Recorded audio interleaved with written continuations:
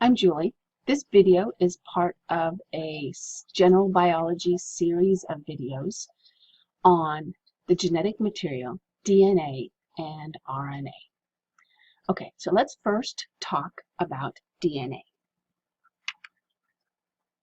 So DNA is found in eukaryotes, meaning plants, animals, fungus, in a nucleus. A nucleus is an organelle of the cell. It has a membrane around it. In prokaryotes, single-celled prokaryotes, the DNA is found in an area of the cytoplasm called a nucleoid. So it is not inside a membrane-bound organelle. So what is DNA? DNA carries the information to make proteins.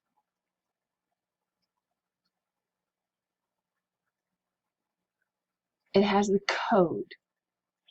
I kind of think of it like an analogy would be that it's a recipe, like a cooking recipe, that has a list of the ingredients and also the order that the ingredients should be in. So here is our primary structure of a protein.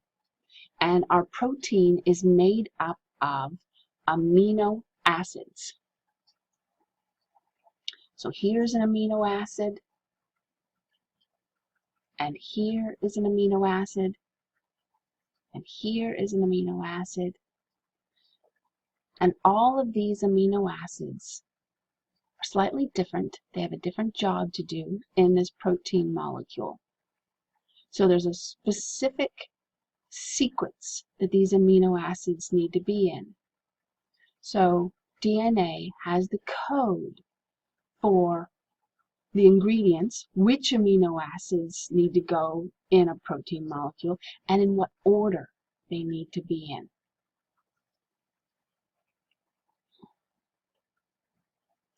So proteins are important. Your cells, about 50% of the dry weight of all of your cells is protein. We need proteins in our cells to catalyze reactions and to transport other molecules for defense, like antibodies. Motion, all the proteins in muscle cells allow us to be able to move. Support. So proteins are extremely important. And DNA has the code for making those proteins. Okay, so let's take a look. So here we've got DNA here inside the nucleus. In a eukaryote, DNA is a linear strand. In prokaryotes, it's a circular DNA. So it's circular, it's attached. There isn't an end. In eukaryotes, there's an end on each side. So this is all DNA on the inside.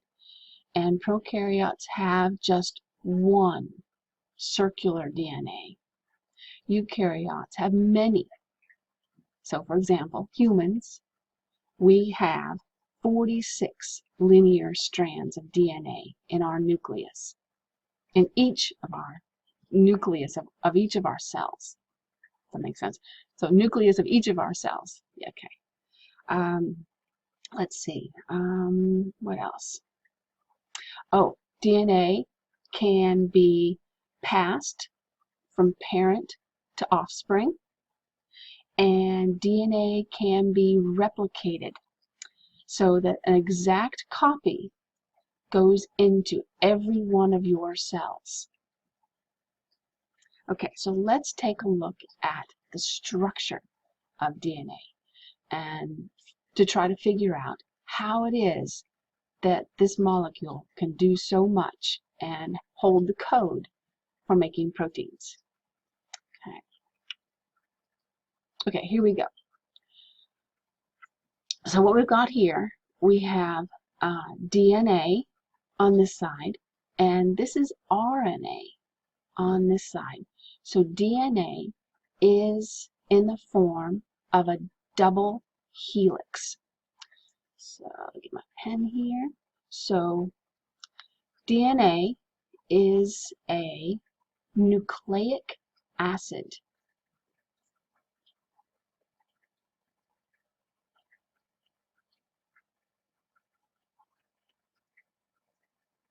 Both are. DNA, RNA are both, whoops, my eraser here.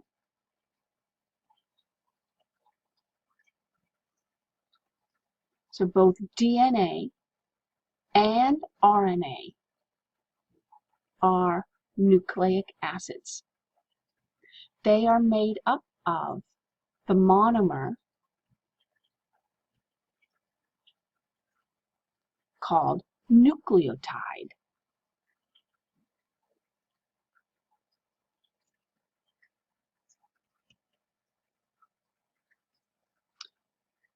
So it's a chain. A nucleic acid is a chain of nucleotides bonded together.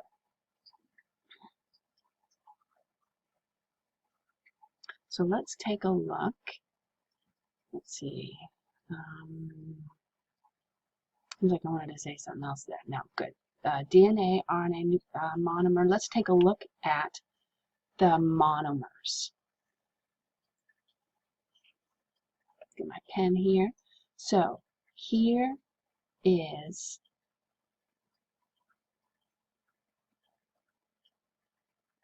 a nucleotide. So what we have right here,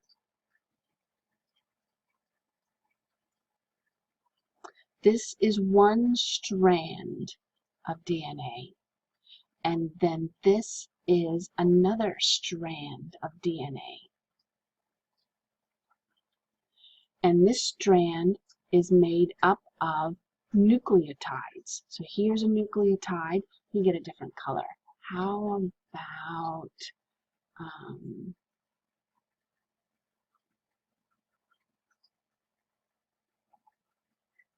on this side, this is a nucleotide. And then this is also a nucleotide.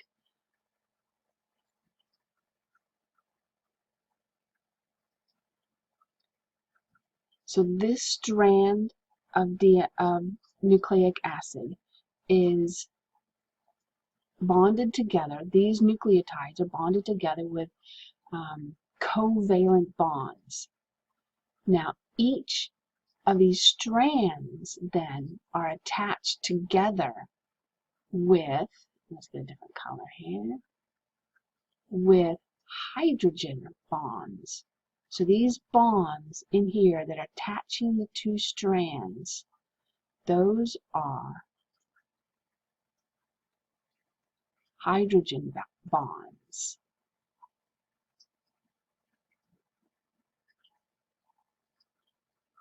So these two strands then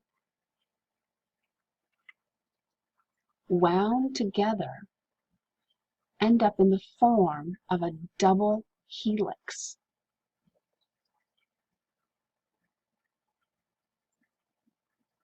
So this is a double helix. So DNA is in the form of a double helix. RNA is just a single strand, just one nucleic acid, and it's in a single helix instead of a double helix. It's called double because there's two strands. Okay, so let's go back to our nucleotides. So the two strands are attached with hydrogen bonds. the nucleotides are attached together with covalent bonds. In our nucleotide, what we have, so let's take a look at each of those nucleotides. So a nucleotide is made up of a phosphate group, a sugar, and a nitrogenous base.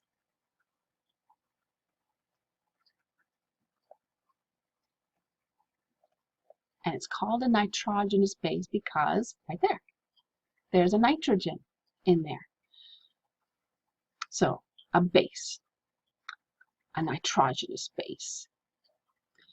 And the nitrogenous bases, these are the 4 different types of nitrogenous bases that are in DNA.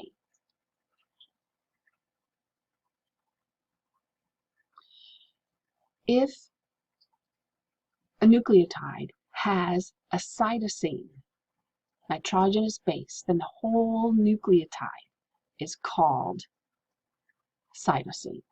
So the nucleotide is named after the nitrogenous base.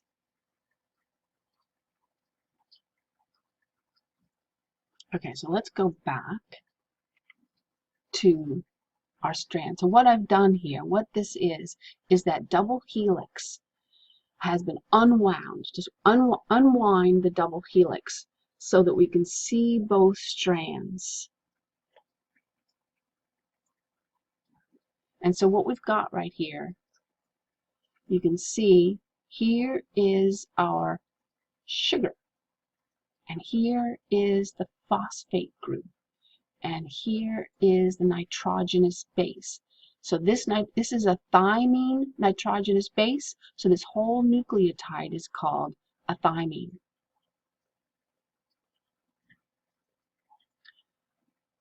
So you can see a pattern going on right here.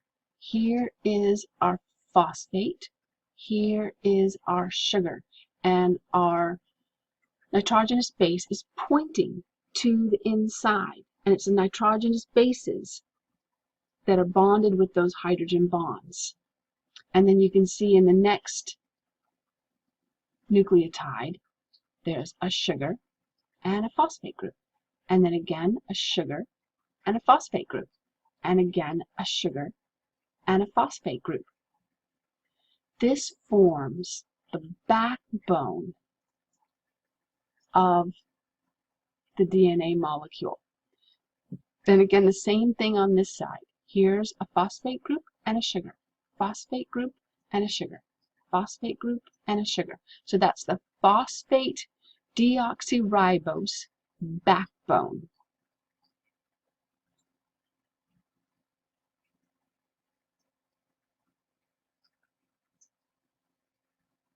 Okay.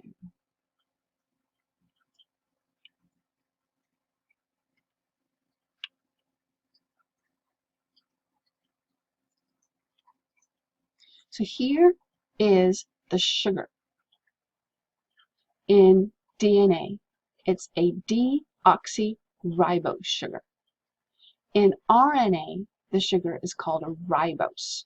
So let's take a closer look at that sugar.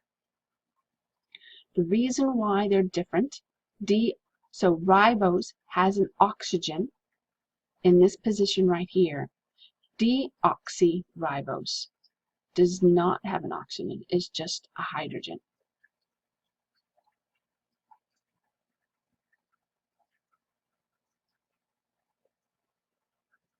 Okay, and we are going to take a closer look at the sugars and how the sugars and the phosphate groups are bonded together to make up our backbone of our DNA and RNA molecules. Okay, I hope you found that interesting.